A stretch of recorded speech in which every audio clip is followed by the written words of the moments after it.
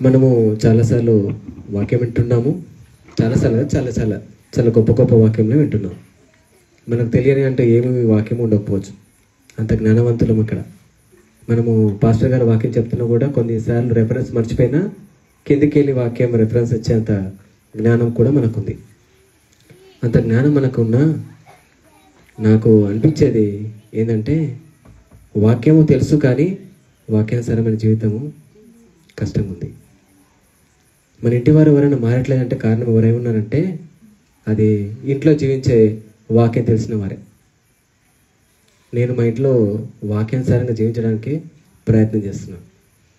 చాలాసార్లు దాని పెయిన్ని, ఆ బాధని భరిస్తున్నా. ఇంత కష్టంగా ఉంటుందని అంటే మన తప్పిదం లేకున్నా ఆ టైంలో నేను భరించాల్సి వస్తుంది. అంటే నేను దేవునిలాగా ఉండాలనుకుంటున్నా. ఎవరిలా ఉండాలనుకుంటున్నా? దేవునిలాగా ఉండాలనుకుంటున్నా. అంటే నా ద్వారా నా కుటుంబము మార్చబడాలని. అంటే అది అంత ఈజీగా అవ్వట్లేదు. కానీ దేవుని సహాయాన్ని కోరుచున్నాను.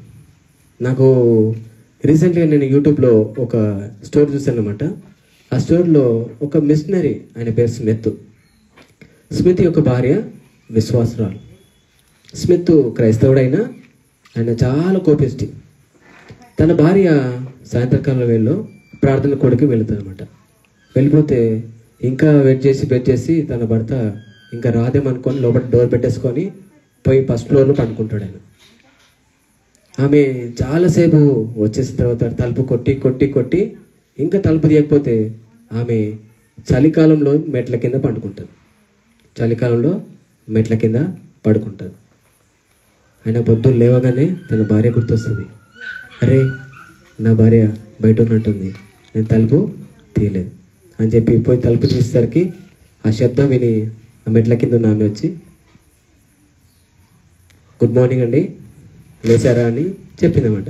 ఆయన అనుకున్నాడు, ఈ రాత్రంతా చలిలో వండుకుంది కదా నా భార్య, నన్ను ఎన్ని తిడుతుందో అని అనుకున్నాడు.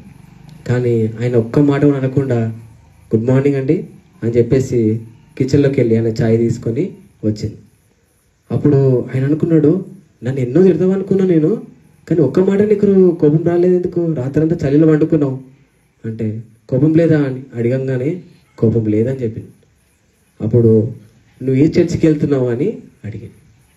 ఆమె ఏ సంఘానికి అయితే వెళ్తుందో అదే సంఘానికి ఆయన వెళ్ళి గొప్ప మిషనరీగా ప్రభు సేవలో వాడబడ్డాడు. మనం ఎన్నోసార్లు వాక్యం వింటాము, వాక్యానుసారమైన జీవితాన్ని జీవించలేక మన ఇంటి వారిని నరకానికి తీసుకెళ్లేది ఎవరు అంటే మనమై ఉన్నాము.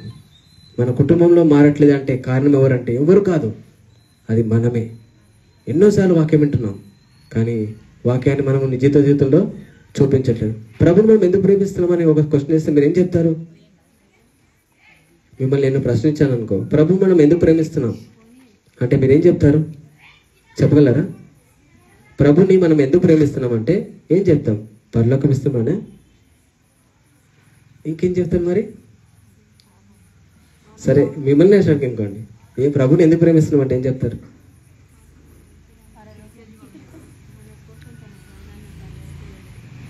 ఓకే చాలా చాలా చాలా ఉన్నాయి అంటున్నాయి. ఒకరికేమో పాపం క్షమించబట్టే, ఒకరికి పరలోకం ఇస్తాను, ఒకరికేమో ఇంకా కొన్ని రోగాలు స్వస్థపరిచే కూడా ఉంటుండొచ్చు. ఇప్పుడు మనము ఒక వ్యక్తి నుంచి మారుతున్నాం అనమాట. ఎలా మారుతామంటే ప్రభు ప్రేమను బట్టి మనము మారుతున్నాం, అంతే కదా. ప్రభు ఎంత ప్రేమిస్తున్నంటే నేనైతే ఒక స్త్రీతో పోల్చుకుంటాను. నేను హోషేయ గ్రంథంలో ఒక స్త్రీ ఉంటుంది, ఆ ప్రవక్త ఆమె చేసుకుంటాడు. ఆ స్త్రీని నేనే. కాబట్టి నా జీవితం అంత ఘోరమైన జీవితాన్ని ప్రభు నన్ను ప్రేమించడం, నేను అది అందండి. ఈ లోకంలో ఏ ప్రేమైనా కొంతవరకే ఉంటుంది, దానికి పరిమితి కలదు. కానీ ప్రభు ప్రేమకు పరిమితి అన్నది, కొలతలు అన్నది ఏది లేదు. మనం ఏమని ప్రేమిస్తున్నాం అంటే ఆయన ప్రేమకు ఒక కొలత ఉందనుకో, భూమి మీద ఎవ్వరు కూడా నిలవరు. ఆయన ప్రేమకు ఒక కొలత ఉందంటే భూమి మీద ఎవ్వరు కూడా నిలవరు. మరి అంత గొప్ప ప్రేమను, ఆయన ప్రేమను చేత మనం ఏం చేస్తున్నాము? మార్చబడుతున్నాం. మనం ఏం చేయాలి? ప్రభులాగా ప్రేమించాలి. ప్రభు చెప్తున్నమాట, నేను మిమ్మల్ని ప్రేమించిన ప్రకారము మీరును ఒకరినొకరు ప్రేమించుకోండి. క్రీస్తు యేసున కలిగిన ఈ మనసు మీరు కలిగి. మరి ఇంత మంచిగా వాక్యం చెప్తున్నాం కదా, మన జీవితంలో మరి ఆ వాక్యాన్ని మనం అవలంబిస్తున్నామా? జీవించలేము అనుకో, వాక్యం తెలిసి ఉపయోగం లేదు కదా. కాబట్టి నేను చెప్పాల్సింది ఒకటి, వాక్యం విన్నది మన జ్ఞానంలో కాదు, మన జీవితంలో చేసినట్లయితే మన కుటుంబం మార్చబడుతుంది. నోహావు కుటుంబంని కట్టుకున్నాడు, కుటుంబంని కట్టుకొని రక్షణలో మార్గంలో నడిపించాడు. మన కుటుంబాన్ని కూడా కట్టుకుందాం, రక్షణ మార్గం నడిపించుకుందాం. ఇచ్చిన వాక్య దేవుడు నాకు